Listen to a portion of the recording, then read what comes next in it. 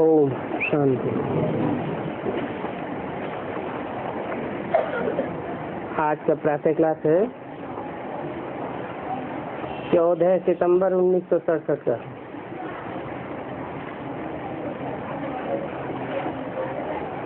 गीत है तुम्हें पाके हमने जहां पा लिया है।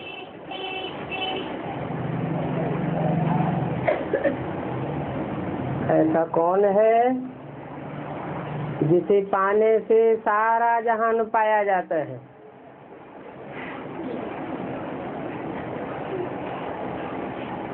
वो तो नाम रखाए लेते हैं शाहजहां, सारे जहान का शाह, परंतु उनकी राजाई तो भारत में ही थी। सारे जहान में तो बादशाही नहीं थी। ऐसा कौन है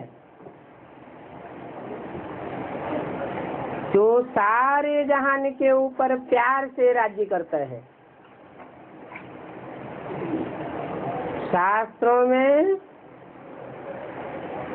सब देवताओं की ग्लानि लिखी हुई है। 33 करोड़ देवताओं में से ऐसा कोई नहीं है जिसकी ग्लानि न हो। परंतु सतयुग आदि के जो लक्ष्मी नारायण हुए हैं उनकी ग्लानि कोई शास्त्रों में नहीं है। कोई ग्लानि का काम किया होगा तो ग्लानि होगी, किया ही नहीं होगा तो ग्लानि कहाँ से होगी। हो नारायण पहले पुरुषार्थी जीवन में नर होता है और नर से पुरुषार्थ करके नारायण बनता है। बनाता कौन है? जो नर बनता है न नारायण बनता है, न देवता बनता है न राक्षस बनता है।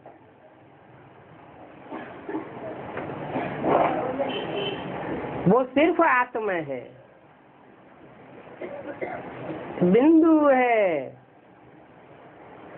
उसकी आत्मा का ही नाम बिंदु है। बिंदु का बड़ा आकार शिवलिंग बनाया जाता है। नाम शिवलिंग कहा जाता है। शिव अर्थात कल्याणकारी। किस रूप में कल्याणकारी? लिंग रूप में कल्याणकारी।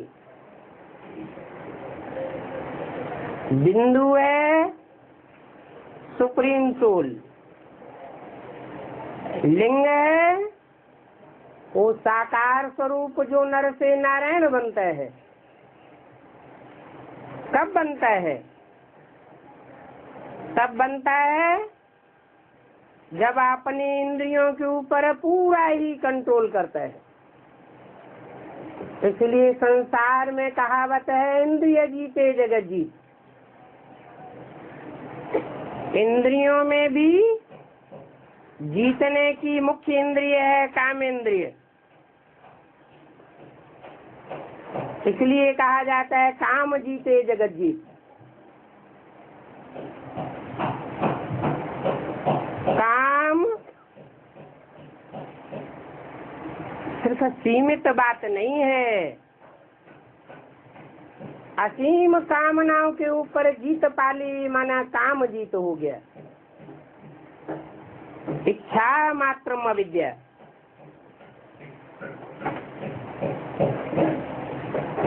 ऐसी इच्छा मात्रम अविद्या इस संसार में तो कोई की हो न सके। संसार से परे जो रहने वाला है, ब्रह्मलोक का वासी है, वो ही इच्छाओं से सदा काल परे रहता है। जिसको कहते हैं निरंजन निराकार परम ब्रह्म। ओ निराकार ज्योति बिंदु न स्वर्ग लेता है न नरक में जाता है, वो तो इस संसार में आता है। सिर्फ आत्माएं जो बंधन में बंधी हुई है, देह के बंधन में बंध करके पाप पुण्य में बंध जाती है, उन आत्माओं को छुड़ाने के लिए आता है। सब बंधन में हो जाते हैं। एक भी मनुष्य आत्मा इस सृष्टि पर ऐसी नहीं रहती जो बंधन मुक्त हो जाए। तब आता है। कौन सा युग होता है जहाँ आत्माएं देह के बंधन में, विकारों के बंधन में, दुखों के बंधन में पूरी रीति बंध जाती है। सत्य युग तो होता ही सत्य का युग है। सत्य एक परमात्मा को कहा जाता है। कहते भी हैं गॉड इज ट्रुथ, सत्यम शिवम सुंदरम। भगवान का पहला नाम गुण के आधार पर है सत्य। वो एक ही सत्य है इस दुनिया में जो सत्य आकर के पार्ट बजाता है और प्रैक्टिकल में पार्ट बजाता है। जो पार्ट बजाता है उसकी कथा गाई जाती है भारतवर्ष में, घर घर में। सत्यनारायण की कथा, एक ही सत्यनारायण की कथा है, सत्य लक्ष्मी की भी कथा नहीं है। उसका मतलब 100% सत्य का पाठ सिर्फ एक ने बजाया है, जिसमें वो निराकार निरंजन प्रवेश करता है। जैसे गीता में लिखा है, प्रवेश तुम, मैं प्रवेश करने योग्य हूँ। वो भूत प्रेत योनियां होती है, वो भी प्रवेश करती है, सब में प्रवेश नहीं करती। जैसी जैसी भूत प्रेत की पावरफुल आत्मा होगी और जिसे कहकागरी की होगी उसी में प्रवेश करेगी। ऐसे ही जो भी धर्म स्थापन करने वाले धर्म पिताएं हैं, पावरफुल आत्माएं हैं, इब्राहिम, बुद्ध, क्राइस्ट, गुरु नानक, वो भी आकर के सृष्टि में कोई न कोई में प्रवेश करते हैं। जरूर कोई पावरफुल में प्रवेश करते हैं।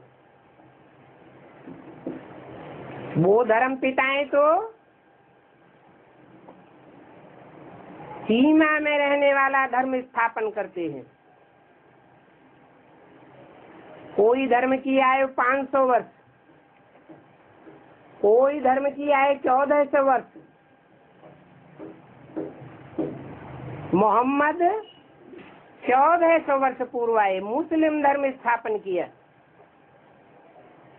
क्राइस्ट 2000 साल पहले आए, क्रिश्चियन धर्म स्थापन किया। महात्मा बुद्ध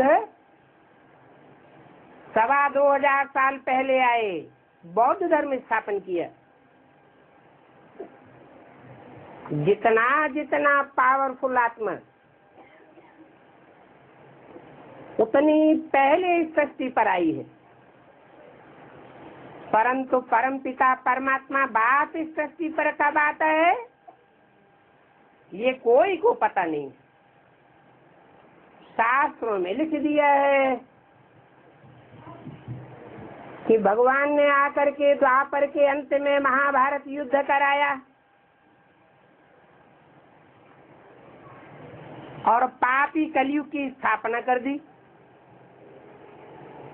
अरे भगवान आएगा तो पापों के बंधन से छुड़ाएगा या पापों को बढ़ा करके जाएगा? भगवान तो है ही दुख हरता, सुख करता। वास्तव में भगवान को आने की जरूरत तब है जब ये सृष्टि चौथी अवस्था को पहुंच जाती है। दुनिया में हर चीज की 4 अवस्थाएं होती हैं। मकान हो, दुकान हो, मनुष्य हो, कोई भी हो, पहले हर चीज सतो प्रधान होती है, सुखदायी होती है, बीच में रजो प्रधान होती है, दुख की शुरुआत होती है और अंत में तमो प्रधान बन जाती है। दुख ही दुख दिखाई पड़ता है। ऐसे ये सृष्टि के भी 4 आयाम है। सतो प्रधान सतयुग, रजो प्रधान द्वापर युग और तमो प्रधान कलयुग। कलयुग के अंत में ही पापों का आभार इकट्ठा हो जाता है, भंडार इकट्ठा हो जाता है। हर मनुष्य आत्मा पापों से त्राहि त्राहि करती है। एक भी मनुष्य आत्मा इस सृष्टि पर ऐसी नहीं जो तन से, मन से, धन से, संपर्कियों से और संबंधियों से दुख का अनुभव न करती हो।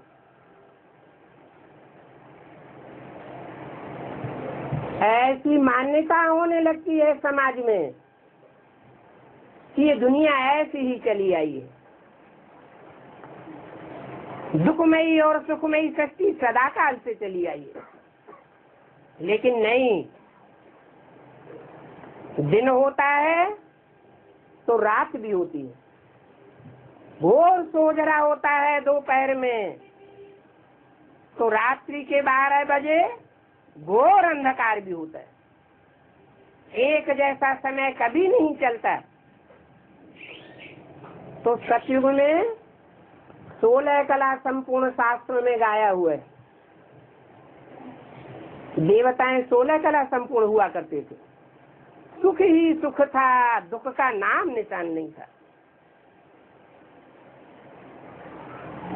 अब जब ऐसा पुरुष मिल जाए इस संसार में जो सुख की शक्ति का शहंशाह हो, दुख का नाम निशान न हो, तो क्यों नहीं कहेंगे कि हमको सारे जहान का सुख मिल गया। वो नारायण जो सतयुग में राज्य करते थे, उनका नाम नारायण है। नार अर्थात जल, ज्ञान जल। अयन अर्थात घर, अर्थात ज्ञान ही जिनका घर है।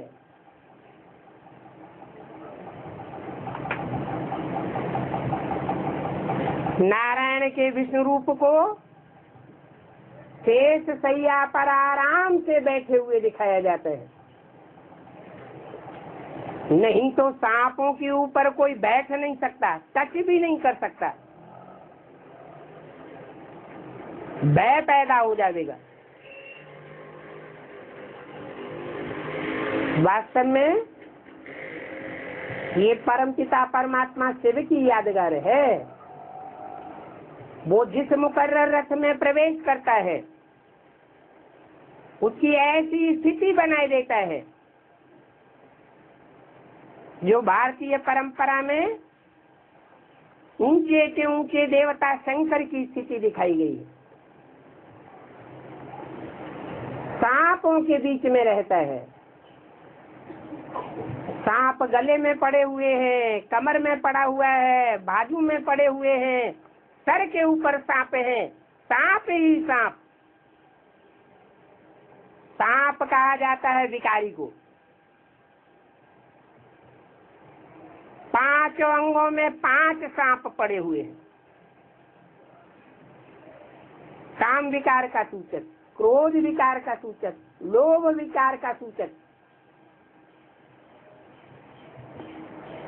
और सर के ऊपर अहंकार का सूचक। ऐसी ऐसी विकारी आत्माएं लिपटी रहती हैं आस्तीन के सांप के रूप में, तो भी वो उनसे घबराता नहीं है। ऐसी आत्मिक स्थिति की पराकाष्ठा होती है कि वो सांप भी वशीभूत होकर के रहते। जो शास्त्र में गायन है, शेर और बकरी एक घाट पानी पीते थे, वो नारायण के राज्य का गायन है। मनुष्य चाहे तो ऐसा सृष्टि का वातावरण बना सकता है कि जानवर भी आत्मिक स्थिति में आ जाएं, अपने हिंसक वृत्ति को छोड़ दें, लेकिन वो तब ही हो सकता है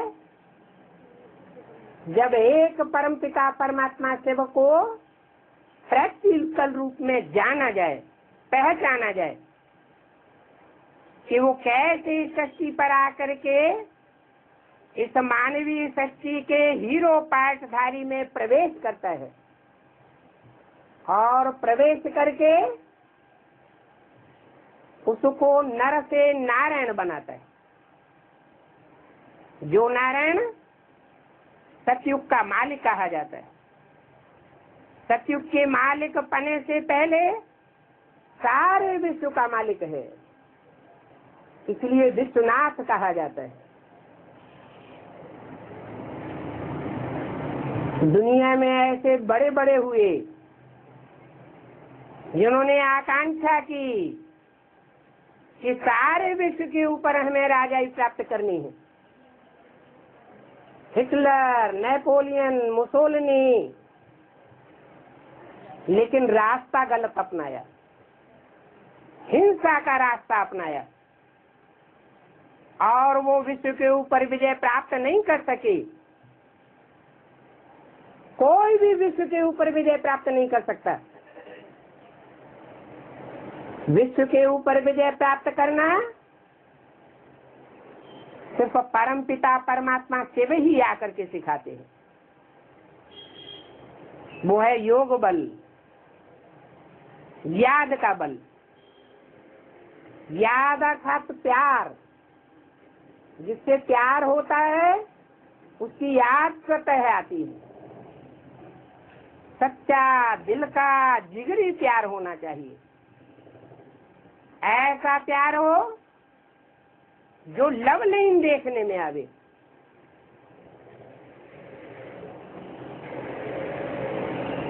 शंकर का चित्र को ध्यान से देखा जाए, किसकी याद में बैठा हुआ है? कोई की याद में तो बैठा हुआ है ना। स्थिति दिखाती है। वो शंकर जो देवों का देव महादेव कहा जाता है, वो अपने पुरुषार्थी जीवन के चित्र को चित्रित करता है। उस चित्र में लवलीन स्टेज दिखाई गई है। किसके लव में लीन है? ऐसे के लव में लीन है जो अकर्ता है, अभोक्ता है, निरंजन है, अर्थात पापों की कालिमा से बहुत दूर है, परे है। ऐसे कर्म करता है कि जिन कर्मों का पाप और पुण्य भी उसके ऊपर नहीं लगता। कर्म अकर्म हो जाते हैं और विकर्म भस्म हो जाते हैं। उसकी याद में रहने मात्र से पाप कर्म भस्म हो जाते हैं। असोचता है, उसको कुछ भी सोचने करने की भी दरकार नहीं है। वो है परम ब्रह्म शिव, जिसके लिए कहते हैं गुरुर्ब्रह्मा गुरुर्विष्णु गुरुर्देवो महेश्वर गुरु साक्षात परम ब्रह्म तस्मै श्री गुरुवे नमः। ऊंचे से ऊंची हस्ती है, लेकिन वो ज्योति बिंदु जब तक साकार में शरीर में प्रवेश न करे तब तक इस संसार में उसकी प्रत्यक्षता नहीं होती। चित्र नहीं बनाए जा सकते। जो भी चित्र बने हुए हैं, चाहे अजंता एलोरा एलिफेंटा की गुफाओं में बने हुए हो, चाहे शास्त्रों में बने हुए हो, वो चित्र चरित्र की यादगार है।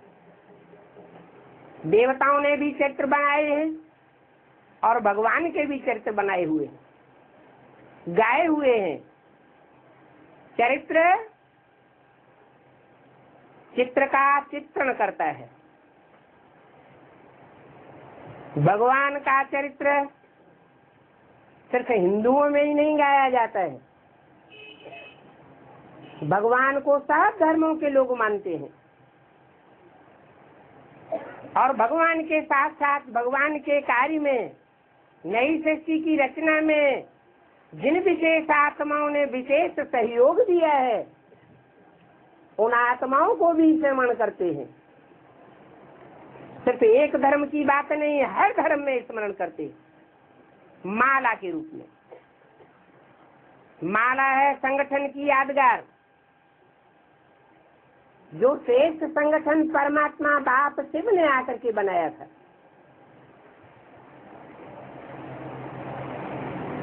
वो श्रेष्ठ संगठन के मणके जो आत्मिक रूप में गोल गोल दिखाए जाते हैं,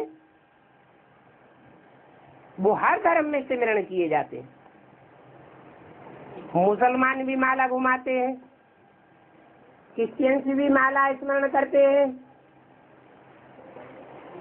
नास्तिक धर्म की आत्माओं को छोड़ करके बाकी हर धर्म की आत्माएं, हिंदू हो, मुसलमान हो, सिख हो, ईसाई हो, बौद्धी हो, सब माला का स्मरण करते हैं। और माला के साथ साथ भगवान की स्मृति जुड़ी हुई। भारतवर्ष में जब माला का स्मरण करते हैं तो हर मणके को स्पर्श करने के साथ साथ राम राम राम बोलते हैं। ये भारतीय परंपरा में दो ही ऐसी हस्तियां हैं जो हीरो हीरोइन के रूप में गाई हुई हैं। राम है हीरो और कृष्ण है हीरोइन, मृदुल रूप है। और राम का कठोर पार्ट है, बाप कठोर होता है और माता मृदुल होती है। ये राम कृष्ण की आत्माएं जो शास्त्रों में गाई हुई है, वो ही जन्म मरण के चक्र में आते आते जो सतयुग के आदि में नारायण थे, विष्णु रूप थे, वो जन्म मरण के चक्र में आते आते कलयुग के अंत में नर बन जाती है।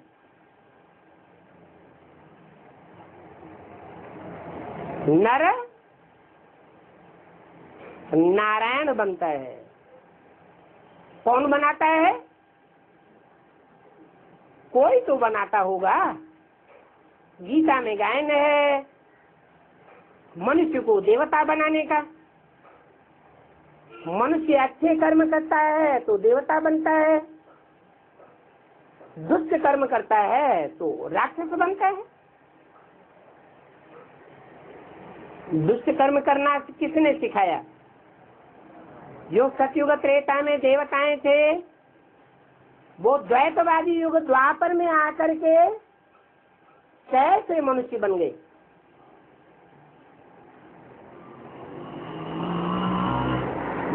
मननात् मनुष्य कहा जाता है। जो मन को चलाता है वो मनुष्य कहा जाता है। जिसका मन चलायमान होता है। 10 इंद्रियों में मुख्य है मन। मन को जीत लिया तो सारी इंद्रियों को जीत लिया।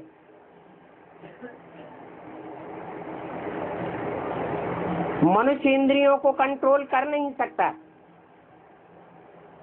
इसलिए गीता में दिखाया हुआ है कि इंद्रियों रूपी घोड़ों को भगवान ने आकर के कंट्रोल किया। नर अर्जुन का रथ था, वो रथ एक प्रतीक है। शास्त्रों में लिखा हुआ भी है, शरीरम रथम विद्धे इंद्रियाणि हयान्याहु। शरीर को रथ समझ और इंद्रियों को घोड़ा कहा जाता है। तो कोई स्थूल रथ आकर के भगवान ने नहीं संभाला था, कोई स्थूल घोड़ों को कंट्रोल नहीं किया था। भगवान ने तो नर अर्जुन के बुद्धि रूपी लगाम अपने हाथ में ली थी। गीता की श्रीमत दी थी, श्रेष्ठ मत। इस दुनिया में सबकी मत मारी हुई है,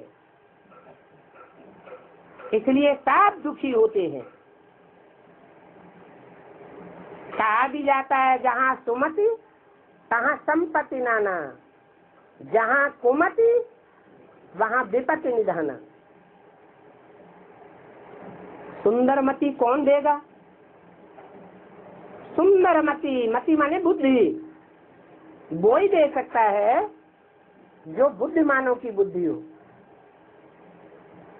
जिसका मन चलायमान न हो, सदैव अमन हो, वो ही संसार में अमन चैन स्थापन कर सकता है, शांति और सुख की दुनिया बना सकता है। वो है परमपिता परमात्मा शिव, ज्योति बिंदु, निरंजन निराकार कहा जाता है। निराकार इसलिए कि वो इतना सूक्ष्म ज्योति बिंदु है जो इन आंखों से नहीं दिखाई देता। जैसे हमारी आत्मा शरीर से जब निकल जाती है तो आंखों से नहीं दिखाई देती है, आंखें बटन हो जाती हैं। आत्मा जब थी शरीर में तो आंखें बटन नहीं दिखाई देती थी, आंखों में चैतन्यता दिखाई देती थी, रोशनी दिखाई देती थी। वो रोशनी, वो ज्योति बिंदु शरीर में से निकल जाता है तो कहा जाता है मृत चूला। तो जैसे हमारी आत्मा ज्योति बिंदु है, निराकार है, देखने में नहीं आती, ऐसे ही बिंदु बिंदु आत्माओं का बाप परमपिता परमात्मा भी निरंजन निराकार है। हमारी आत्माओं को अंजन लगता है, कालिमा लगती है, कुकर्म करते हैं तो अंजन लगता है, सुकर्म करते हैं तो सुकर्म हमको अगले जन्म में सुख का फल देते। लेकिन वो परमपिता परमात्मा जब इस सृष्टि पर आता है तो इस मनुष्य सृष्टि के हीरो पाटधारी राम, जो कलयुग के अंत में नारायण कहो, शंकर कहो, प्रजापति कहो, इन नाम रूपों से शास्त्रों में गाया हुआ है।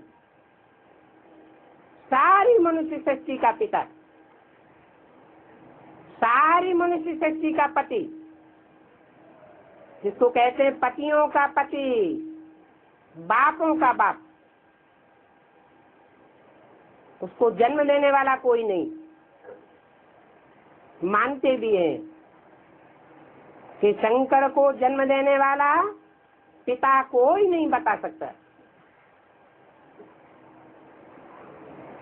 वो जगत पिता है। जगतम पितरम वंदे पार्वती परमेश्वरो। जगत का पिता, सारी मनुष्य सृष्टि का पिता। परंतु वो पहचान में कैसे आता है? तब पहचान में आता है जब सुप्रीम सोल उसमें प्रवेश करता है। प्रवेश करके गीता के शब्दों में बताता है कि हे अर्जुन, पुरुषार्थ का अर्जन करने वाले अर्जुन, तू अपने जन्मों को नहीं जानता, मैं तेरे को बताता हूँ। कलयुग के अंत में आकर के सब मनुष्य आत्माएं जड़ीभूत हो जाती है। मुसलमान लोग तो कहते हैं कब्र दाखिल हो गया। अब वास्तव में आत्मा तो अजर अमर अविनाशी है। कब्र दाखिल होना या मिट्टी में मिल जाना ये कोई बात ही नहीं है।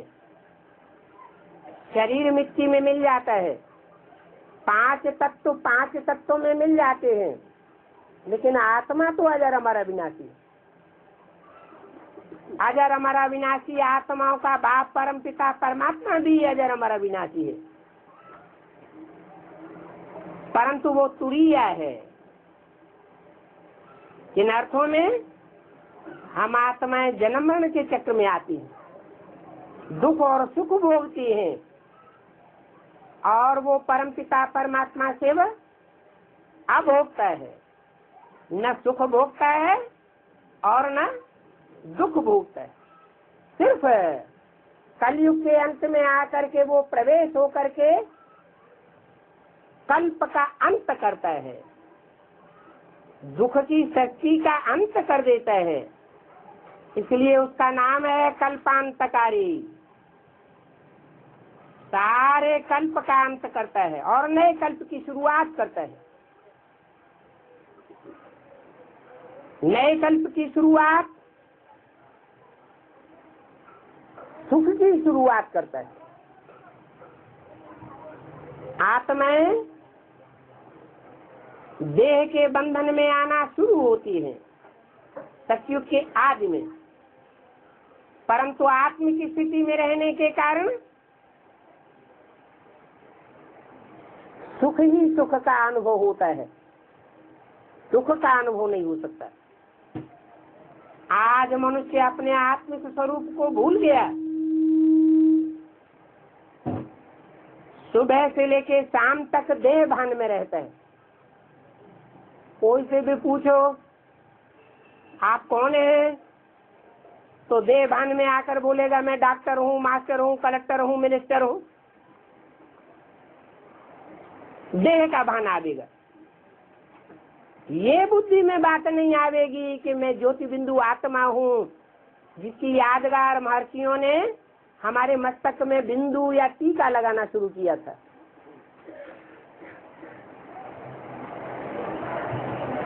मस्तक में मैं आत्मा विराजमान हूँ, किसी को पता ही नहीं है। बल गीता में लिखा हुआ है ब्रवोर मध्य प्राणमावेश सम्यक। जब मनुष्य प्राण छोड़े, शरीर छोड़े, तो भ्रकुटी के मध्य में आत्मा का ध्यान करे। आत्मा का स्वरूप का वर्णन बताया, अणुअणीयान सम्मन स्मरेत है। आत्मा अणु से भी अनुरूप है, ज्योतिर्मय है। फिर शास्त्रों में लिख दिया आत्मा अंगुष्ठाकार है।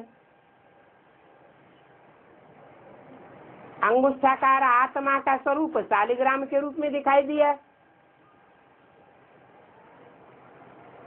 शालिग्राम में बंधन भी दिखाया जाता है।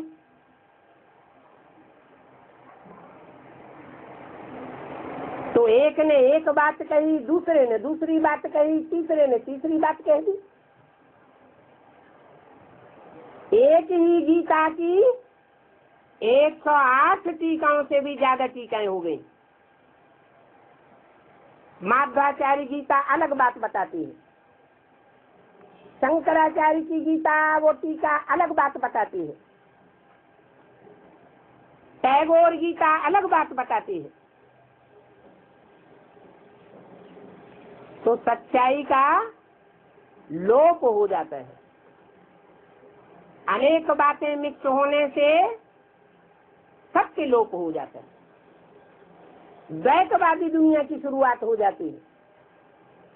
उस द्वैतवादी दुनिया का नाम द्वापर रखा गया, जहाँ से शास्त्रों की टीकाएं होना आरंभ हुई। नहीं तो शास्त्रों में भी पहले सच्ची बात थी,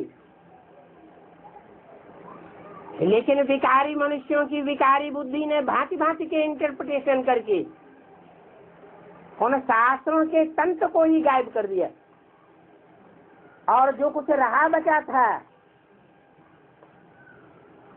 वो मुसलमानों ने आकर के पहाड़ों में भून दिया, नदियों में फाड़ के फेंक दिया,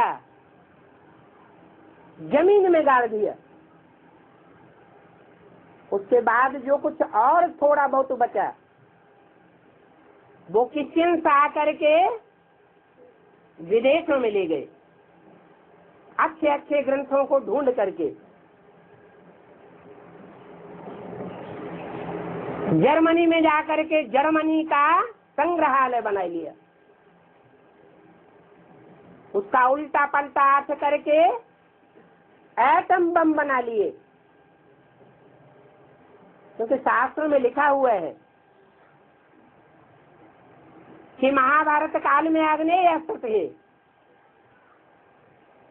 यादवों के पेट से मूसल निकले, उन मूसलों से वो आपस में युद्ध करके उन्होंने सारे संसार को नष्ट कर दिया, खुद के वंश को ही खत्म कर दिया। लेकिन सच्चा अर्थ तो परमपिता परमात्मा ही आकर के बताता है। शास्त्रों का सार क्या है वो भगवान के अलावा कोई नहीं बता सकता। वो स्वयं इस सृष्टि का सार है। वो आकर के बताता है कि शास्त्रों में स्थूल रूप में जो बातें लिखी हुई हैं वो प्रतीकात्मक बातें हैं, उनका लाक्षणिक अर्थ है।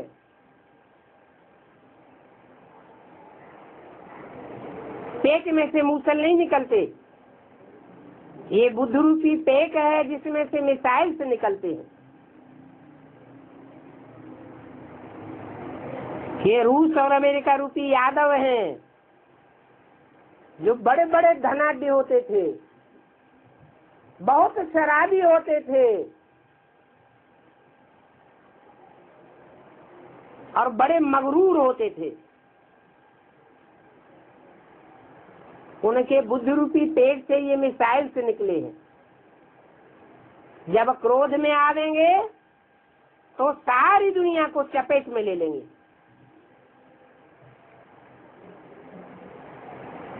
परंतु नुधा हुआ है ये विनाश का कार्य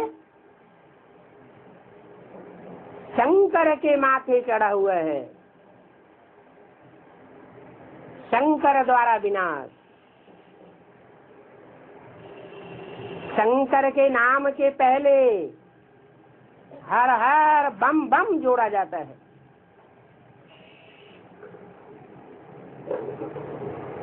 ये बम शब्द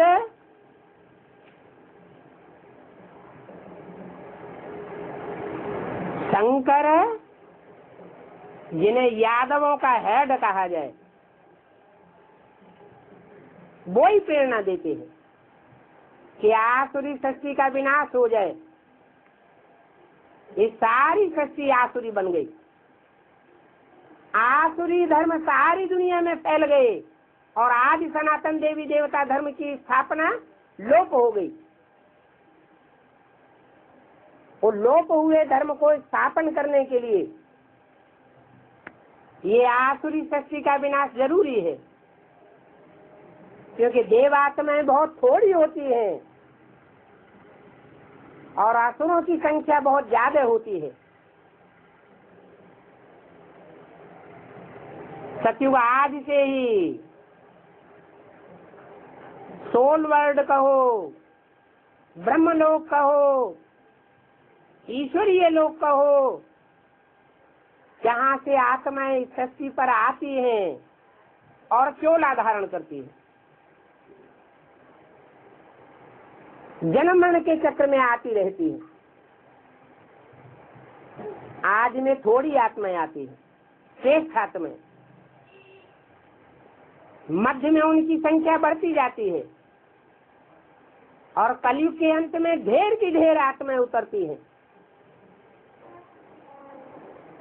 नीची कोटि की आत्माएं, और उनके संग के रंग में सतयुग आज से उतरी हुई 16 कला संपूर्ण आत्माएं वो रंगती चली जाती।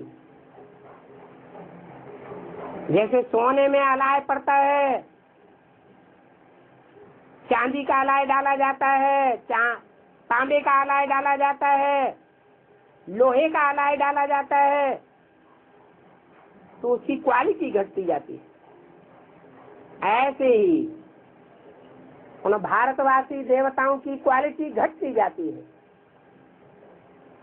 वो दूसरों के संग के रंग में आते आते कन्वर्ट होते जाते हैं। आज से 2500 साल पहले इब्राहिम आए, ढेर के ढेर भारतवासियों को कन्वर्ट करके अरब देश ले गए।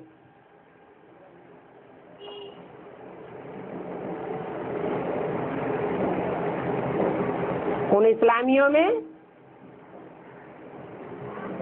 उनका आज का इतिहास ढूंढा जाए तो पता चलेगा कि वो आज में वो भाई बहन में शादियां कराते थे, क्योंकि उनकी जनरेशन ही नहीं थी। अपनी जनरेशन को बढ़ाने के लिए उनमें ये विचार फैलता रहा। भारतवासी तो देवताएं थे, देवताएं अब विचारी होते हैं, मर्यादा पुरुषोत्तम होते हैं। सीता की दृष्टि राम में, राम की दृष्टि सीता में डूबती।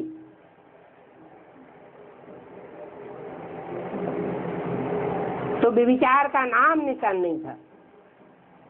जब से ये द्वैतवादी धर्म आए 2500 वर्ष के अंदर, इन्होंने आकर के विचार फैलाया और उस विचार की चपेट में सारे ही देवताएं आ गए।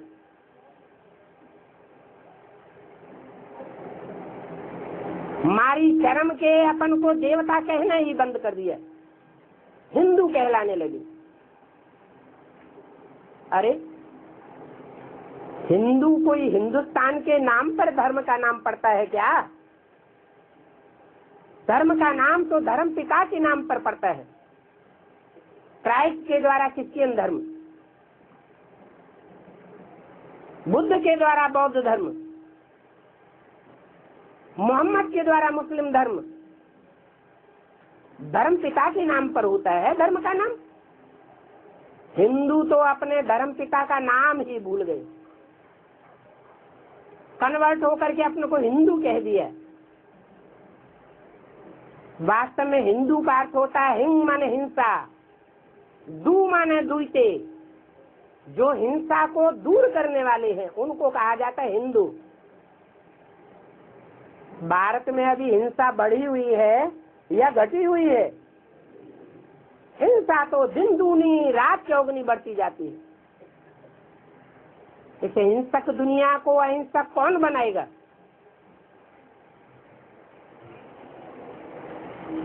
महात्मा बुद्ध आए, अहिंसा का नारा दिया, मुसलमानों ने आक्रमण किया, बौद्धियों ने हाथ उठा दिए। तो हिंसा बढ़ी या घटी? हिंसा का बोलबाला करने वाले ही अगर, अहिंसा का बोलबाला करने वाले ही अगर हिंसक लोगों के अधीन हो जाएंगे तो हिंसा बढ़ेगी या घटेगी? बढ़ती चली गई। बौद्ध धर्म ही लोप हो गया। बौद्धियों का शासनकाल हिस्ट्री में सबसे कम चला। सारी पृथ्वी पर मुसलमानों का राज्य फैल गया। अभी 200 वर्ष के अंदर क्रिश्चियन राज्य फैला है, लेकिन ये सब विधर्मी है, विपरीत धर्म का आचरण फैलाने वाले हैं। हिंदू सब कन्वर्ट होते रहे, कोई मुसलमान कभी हिंदू नहीं बना, कोई क्रिश्चियन कभी हिंदू नहीं बना। दूसरे धर्म में कन्वर्ट होते गए। सबसे पुराना धर्म और सबसे कम संख्या रह गई। क्या कारण हुआ? कमजोरी क्यों आई? क्योंकि अपने धर्म पिता को भूल गए। आखिरी परम पिता परमात्मा स्वयं ही सृष्टि पर आते हैं और ब्रह्मा के द्वारा जो वेदवाणी उच्चारण करते हैं, उस वेदवाणी का मनन चिंतन मंथन करने से जो मानसिक सृष्टि पैदा होती है, उस मानसिक सृष्टि में 4 ब्राह्मण ब्रह्मा के पुत्र पैदा होते हैं। सनत, सनातन, सनंदन, सनत कुमार, चारों ही ज्ञानी तू आत्मा है। ब्रह्मचर्य का तेज धारण करने वाली, उनमें जो बड़ा पुत्र है वो ऊंचे से ऊंचा ब्राह्मण कहा जाता है। लेकिन ये मानसिक शक्ति है, दैहिक शक्ति नहीं है। इसलिए मानसिक शक्ति का सबसे बड़ा पुत्र सनत कुमार नाम से विख्यात हुआ। वो योगियों का ईश्वर है, योग ईश्वर कहा जाता है। वो योगीश्वर कोई दूसरा नहीं है, स्वयं परमपिता परमात्मा शिव का साकार रूप शंकर है, जिसे भारतीय परंपरा में शिव शंकर मिला के एक कर दिया गया है। वो शंकर याद की ऐसी तीखी स्टेज में रहता है, पहुंचता है, ऐसी याद में, भगवान की याद में लीन होता है कि शिव और शंकर को कोई अलग अलग कर ही नहीं सकता। जो शिव है वही शंकर देखने में आता है, जो शंकर है वही शिव देखने में आता है। नहीं तो शंकर याद में बैठा हुआ है, अपने से ऊंचे की ही याद की जाती है।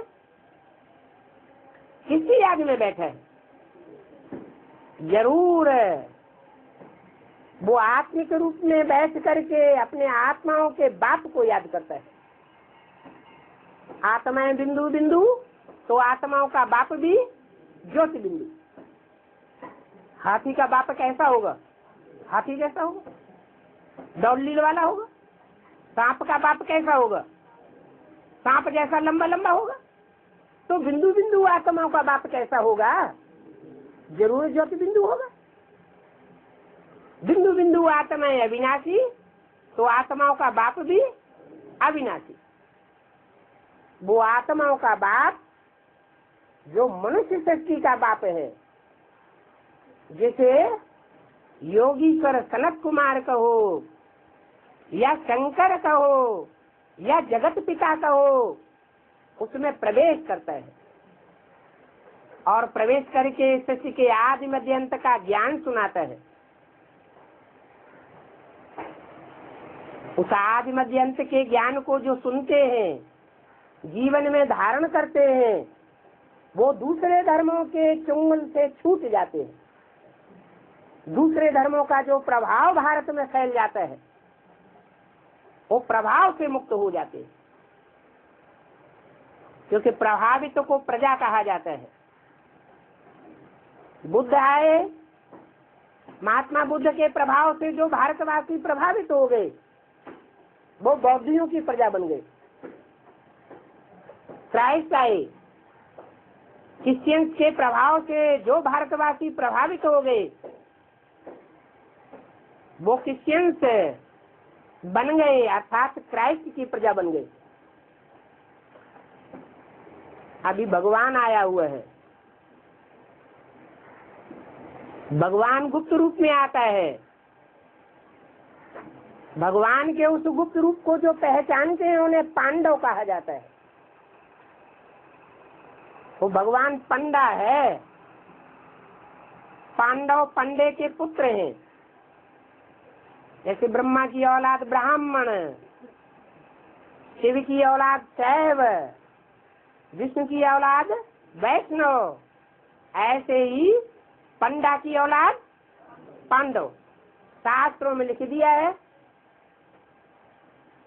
पांडव पांडु पुत्र थे।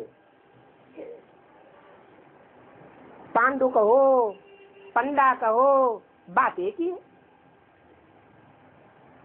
पंडे का काम होता है रास्ता बताना, तीर्थ पर ले जाना। तीर्थ का अर्थ है, तीर माना किनारा, स्थान माना थ। तीर और थ दो शब्दों को मिलाने से बनता है तीर्थ, माने एक किनारे लगाने वाला। जैसे कोई मझधार में पड़ा हो, ये संसार सागर है, विषय सागर। इस विषय सागर में सब डूब रहे हैं, उतर आ रहे हैं।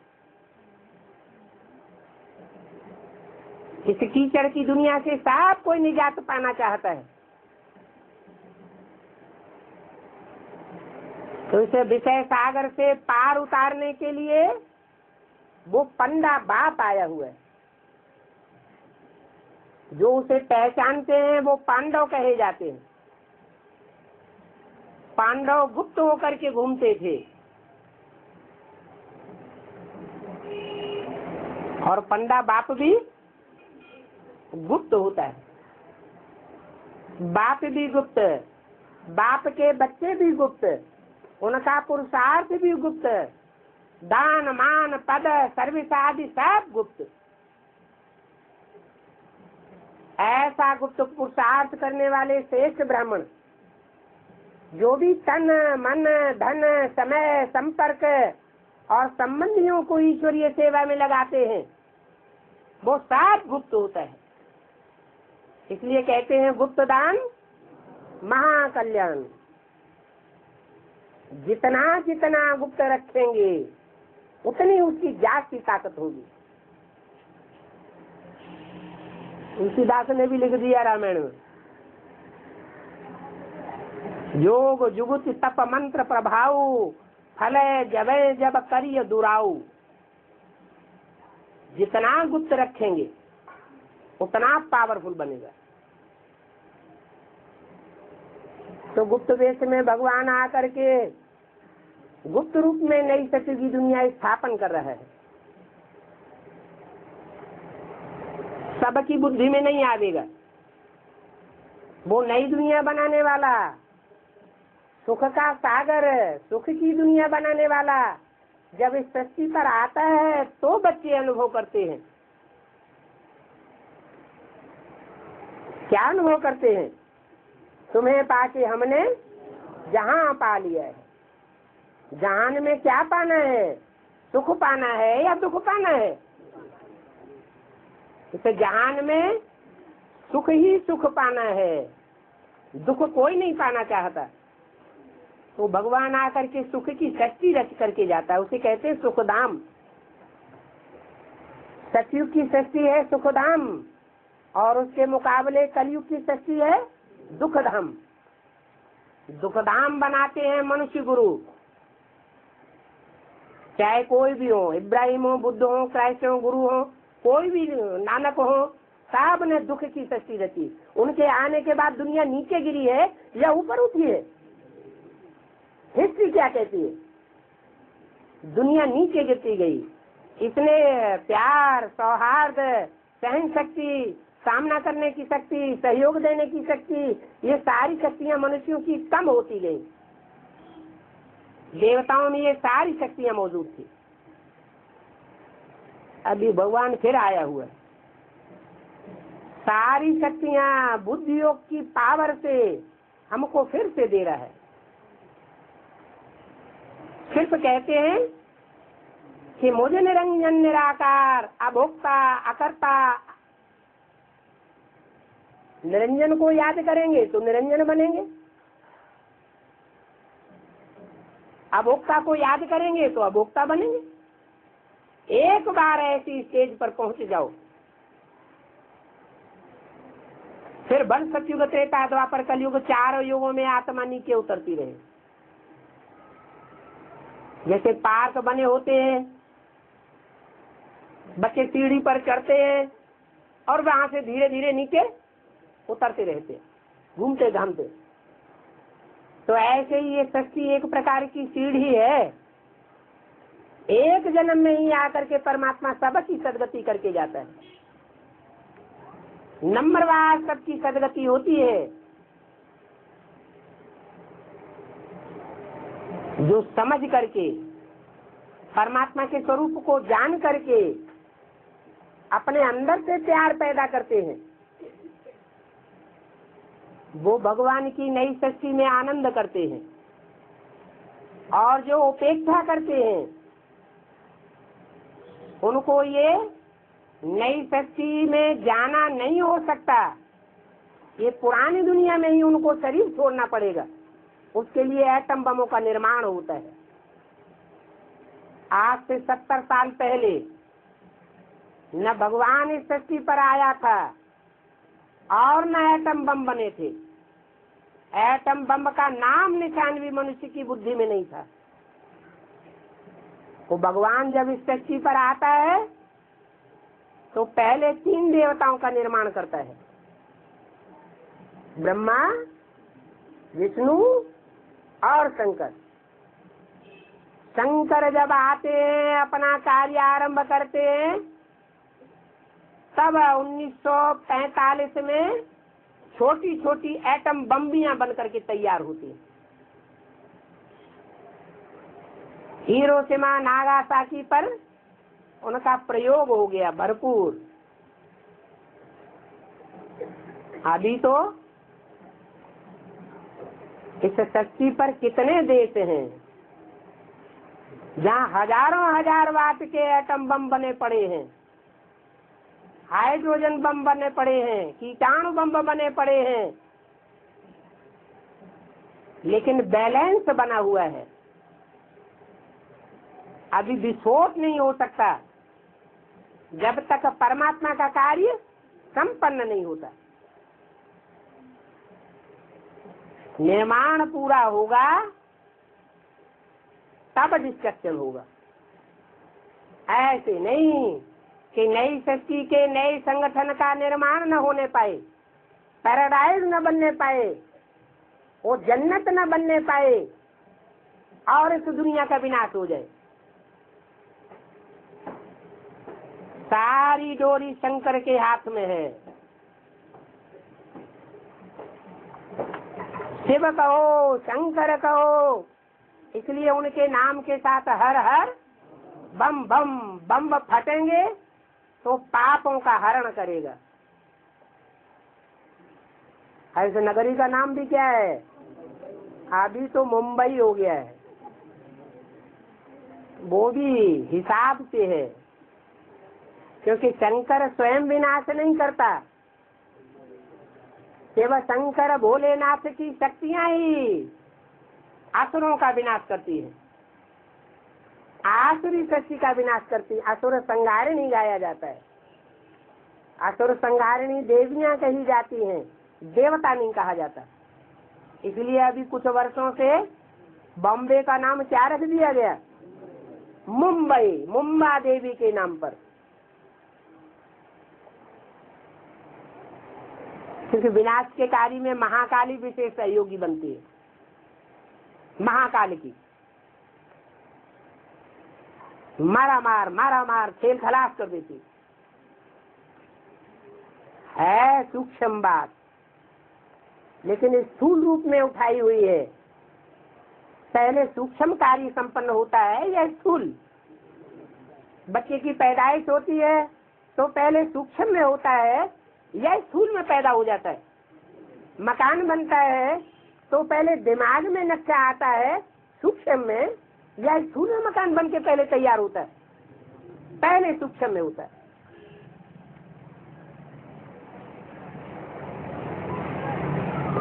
तो ये ज्ञान के बड़े बड़े एटम बम तैयार हो रहे हैं। ऐसे ऐसे एटम बम तैयार हो रहे हैं जिनसे दुनिया में फैला हुआ असत्य नष्ट हो जाएगा। सबसे बड़ा असत्य है भगवान सर्वव्यापी है। बाप कहते हैं मैं तो एक व्यापी बन करके अर्जुन के रथ में आता हूँ, जो पुरुषार्थ का 100% अर्जन करता है, उसके शरीर रूपी रथ में आता हूँ, मुकर्रर रथ में आता हूँ। एक मुकर्रर रथ में आऊंगा तो सारी दुनिया अच्छा याद करेगी, या सर्वव्यापी हो जाऊंगा तो अच्छा याद करेगी? बुद्धि एकाग्र कब होगी? एक में आऊंगा तो बुद्धि एकाग्र होगी। अनेकों रूप में अगर प्रत्यक्ष हो जाऊंगा तो बुद्धि बिखर जाएगी। ये बुद्धि की एकाग्रता आकर के परमात्मा बाप सिखाता है, और सबने हमारी बुद्धि को बिखेरा है, और भगवान हमारी बुद्धि को एकाग्र करता है। ये वाइब्रेशन की पावर तैयार होती है। वाइब्रेशन की ये पावर तैयार होने से संगठन बनता है, संगठन की शक्ति आती है।